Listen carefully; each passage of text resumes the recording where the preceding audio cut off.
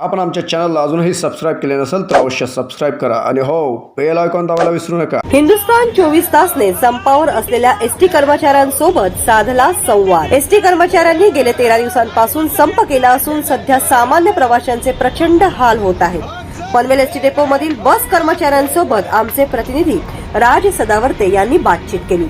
दरम्यान हा लढा विलिनीकरणाचा असून जोपर्यंत एसटी महामंडळाचे रूपांतर शासनामध्ये होत नाही तोपर्यंत आम्ही माघार घेणार नाही, अशा प्रकारची मागणी कर्मचाऱ्यांची आहे। एसटी महामंडळच कर्मचाऱ्यांना नको असून त्याचे पूर्णपणे विलिनीकरण राज्य शासनाकडे झाले पाहिजे, असे बस कर्मचाऱ्यांचे म्हणणे आहे।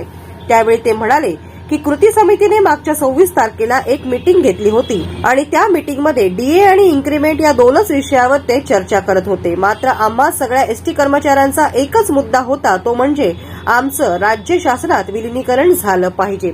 तसेच एसटी कर्मचाऱ्यांचं राज्य शासनात विलिनीकरण व्हावं ही एकमेव प्रमुख मागणी असल्याने त्यांनी हा संप पुकारला आहे। नमस्कार, आपण आज या ठिकाणी पनवेल एसटी डेपोमध्ये आहोत। या ठिकाणी एसटीचे कर्मचारी, वाहक चालक, टेक्निकल टीम असे अनेक जण या ठिकाणी 2 दिवसापासून या ठिकाणी संपावर आहेत आणि त्यांनी लढा विलिनीकरणाचा अशा एका मोटोखाली त्यांनी या ठिकाणी संपावर बसलेले आहेत।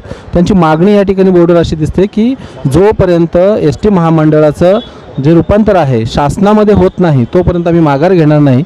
हे एसटी महामंडळ हा एक स्वतंत्र युनिट आहे, ते त्यांना नको आहे। त्यांना असं वाटतं की हे टोटली महामंडळ आहे, हे राज्य शासनामध्ये विलिनीकरण त्याचं झालं पाहिजे। त्यासाठी आपण त्यांच्या ठिकाणी आलो, आपण त्यांच्या प्रतिक्रिया जाणून घेणार आहोत। पनवेल आगार कंडक्टर आहे मी।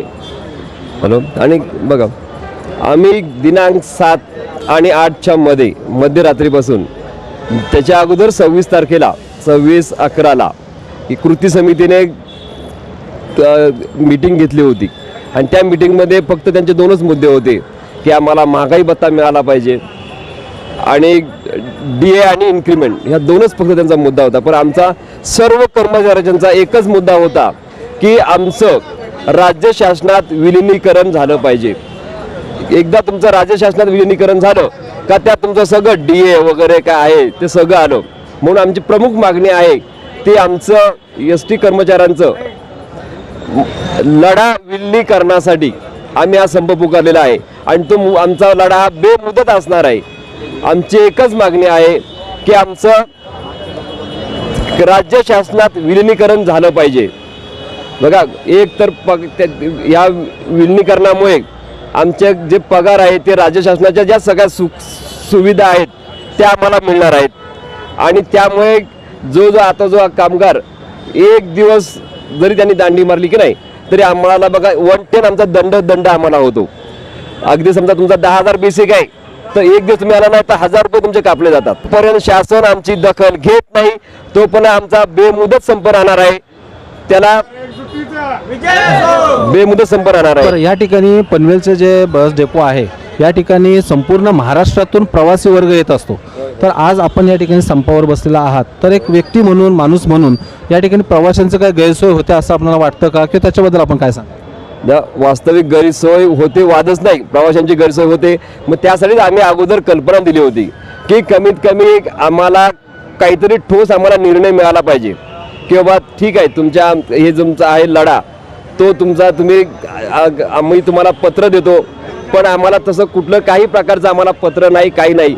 आणि त्याच्यामुळे मग आम्ही या अगदी काही प्रवाशांच्याही प्रतिक्रिया आहेत की तुमचा लढा हा खरोखर तुमच्या, कारण आमचा एसटीचा कर्मचारी हा बघा एक तर त्याला पगार कमी असल्यामुळे त्याचं इथे जे पनवेल शहरामध्ये त्याला घर भाडं शिवाय त्याचं मुलांचा शाळेचा खर्च हा या पगारात भागवला जात नाही। त्याला प्रत्येक वेळी आमच्याकडे बघा आमची एसटीची बँक आहे आणि ती एसटीची बँक आहे ती मला तर जवळजवळ 13-14% व्याजाने ते आम्हाला ते होडीचं कर्ज मिळतं। अगदी 400-500 रुपये मला एक हप्ता गेला की नाही का दुसरा हप्ता आम्हाला मिळतो आणि त्याच्यामुळे आमचा हा एसटीचा कर्मचारी कायम कर्जबाजारी।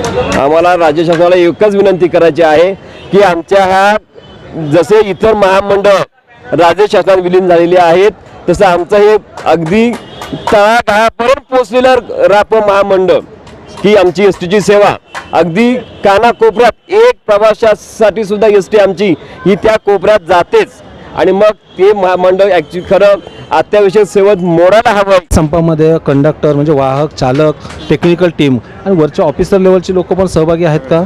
सध्या ह्या आजपासून सगळे टोटल सगळे उतरले संपामध्ये, पूर्ण बंद आहे. अगदी 100% आमचा पनवेल आगार बंद आहे.